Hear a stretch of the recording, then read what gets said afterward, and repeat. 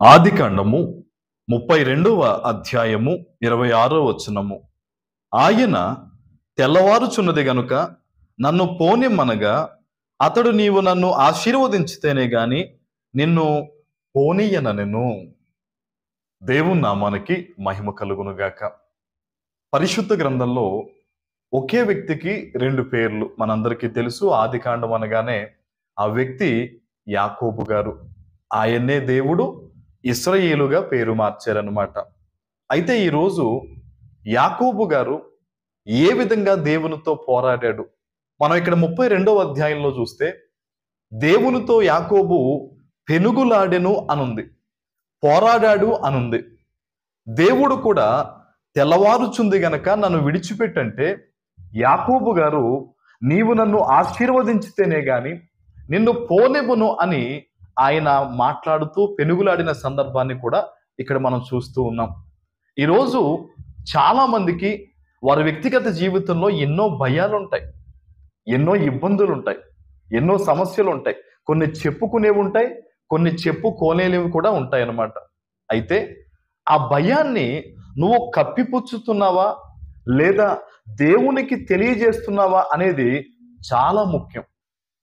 ఆదికాండము 32వ అధ్యాయము 9వ వచనంలో ఇలా అంటున్నాడు యాకోబు, నా తండ్రి అయిన అబ్రహాము దేవా, నా తండ్రి అయిన ఇస్సాకు దేవా, నీ దేశమునకు నీ బంధువుల యొద్దకు తిరిగి వెళ్ళుము, నీకు మేలు చేసేదనని నాతో చెప్పిన యెహోవా. యాకోబు గారు దేవునితో ఇలా అంటున్నారు, అయ్యా నువ్వు వెళ్ళమని చెప్పావు కదా, మరి నా అన్న చూస్తేనేమో ఇలా వచ్చేస్తూ ఉన్నాడు నా దగ్గరికి. అప్పటికే యాకోబు గారు సెపరేట్ చేసాడు, భార్య బిడ్డలు ఒక రెండు గుంపులుగా సెపరేట్ చేసేసి వాళ్ళందరినీ ముందుగా పంపించేసి ఒక్కడే ఉండిపోయాడు అనమాట. ఉండిపోతే ఆ రాత్రంతా కూడా దేవుని దగ్గర పోరాడాడు, పెనుగులాడాడు అనే మాటను మనం చూస్తున్నాం కదా. జాగ్రత్తగా మీరు గమనించినట్టయితే హోషేయ గ్రంథము 12వ అధ్యాయము 4వ వచనం కనుక చూస్తే, అతడు దూతతో పోరాడి జయముందెను, అతడు కన్నీరు విడిచి అతనిని బతిమాలెను, బేతేలులో ఆయన అతనికి ప్రత్యక్షమాయను, అక్కడ ఆయన మనతో మాటలాడెను. ఇది గొప్ప రహస్యం. యాకోబు గారు రాత్రంతా దేవునితో పోరాడాడు, పెనుగులాడాడంటే కన్నీటితో దేవుని పాదాలు పట్టుకొని ప్రార్థన చేశారట. మీకు అర్థమవుతుందా? నేను అడుగుతున్నాను, ఒక సేవకునిగా నీ జీవితంలో కొన్ని గంటలు లేదా ఒక రాత్రంతా, ఒక దినమంతా దేవునితో యాకోబు వంటి ఆ ప్రార్థన చేసిన విధానము నీలో ఉందా? యాకోబు గారు ఏ విధంగా అయితే తన అన్నను గురించి భయపడి ప్రార్థన చేశాడు, తన బిడ్డలు, భార్య, వాటన్నిటి గురించి దేవుడు ఏదైతే వాగ్దానం చేశాడో ఆ వాగ్దానం కూడా చేసావు కదండి అని చెప్పి ఈ భయాలతో ఇవన్నీ కూడా ప్రభువుకి తెలియజేసి కన్నీటితో రాత్రంతా ప్రార్థన చేశారంట. మీకు తెలుసా, చాలా చర్చిల్లో ఆన్లైన్ ప్రేయర్ పెడతారు. దేవుని సన్నిధిలో ఉండాలి, కన్నీటితో వేడుకోవాలని చాలా మంది ప్రార్థన చేస్తూ ఉంటారు. మరి ఈరోజు నీ జీవితంలో ఉందా అటువంటి ప్రార్థన?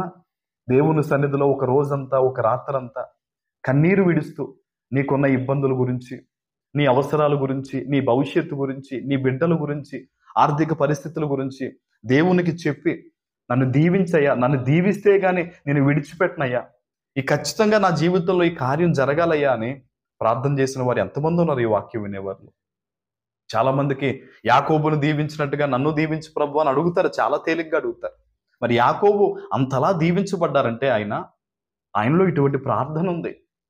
మీకు విషయం చెప్పనా, యథార్థంగా మనం మాట్లాడుకుంటే తండ్రి దగ్గర ఆశీర్వాదం కోసం తల్లి చెప్పింది కదా అని వెళ్ళి నేను యాకోబును కాదు ఏశావును అని అబద్ధము చెప్పిన ఇదే యాకోబు దేవునితో దేవుని పాదాల వద్ద కన్నీటి ప్రార్థన చేసేటప్పుడు మాత్రం దేవుడు అడిగితే నువ్వు ఎవరని అడిగితే నేను యాకోబు అన్నాడు.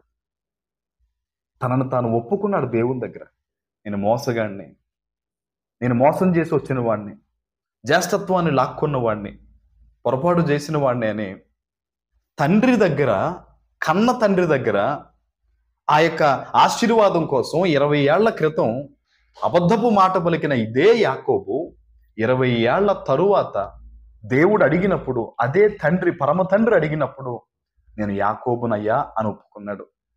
ఈరోజు దేవుని పాదాల వద్ద ప్రార్థన చేయడం ఎంత ముఖ్యమో, ప్రార్థన చేస్తున్న నువ్వేంటో దేవుని దగ్గర ఒప్పుకొని చెప్పడం కూడా అంతే ముఖ్యం. చాలా మంది ప్రార్థన చేస్తారు, చాలా గొప్ప గొప్పగా ప్రార్థనలు చేస్తారు. వారు చేసే ప్రార్థనలో యథార్థత కనిపించదు. వారు చేసే ప్రార్థనలో దేవుని మీద నమ్మకంతో, భయభక్తులతో తమను తాము ఒప్పుకుని చాలా మంది ప్రార్థన చెయ్యట్లేదు. అయితే ఈ రోజు నువ్వు ఎక్కడి నుంచి ఈ మాటలు వింటూ ఉన్నావో, యాకోబులాగా నేను కూడా దీవించబడాలి అన్న ఆలోచన నీకుంటే, ఏ రీతిగా యాకోబు రాత్రంతా కన్నీళ్లతో ప్రార్థన చేశాడో, ఏ రీతిగా తండ్రి దగ్గర నేను యాకోబునయ్యా, నేను మోసగాడినయ్యా అని తనను తాను ఒప్పుకుని ప్రార్థన చేశాడో, ఈరోజు నువ్వు అలా చేయగలిగితే గొప్ప విషయం ఏంటంటే, యాకోబు ఒప్పుకుంటాడని దేవునికి తెలుసు గనుకనే దేవుడు అప్పటికే ఒక పేరు సిద్ధపరచుంచాడు. ఏంటా పేరు? ఇశ్రాయేలు అని. ఈరోజు నీవు కూడా దేవుని దగ్గర గనక ఒప్పుకుని ప్రార్థన చేస్తే నీకోసం కూడా దేవుడు ఒక గొప్ప బహుమతిని దాచుంచారు. తప్పకుండా దేవుడిని ఎక్కిస్తారు. నువ్వెంతో గొప్పగా ఆశీర్వదించబడతావు. దేవుడు మిమ్మల్ని దీవించునుగాక. ఆమేన్.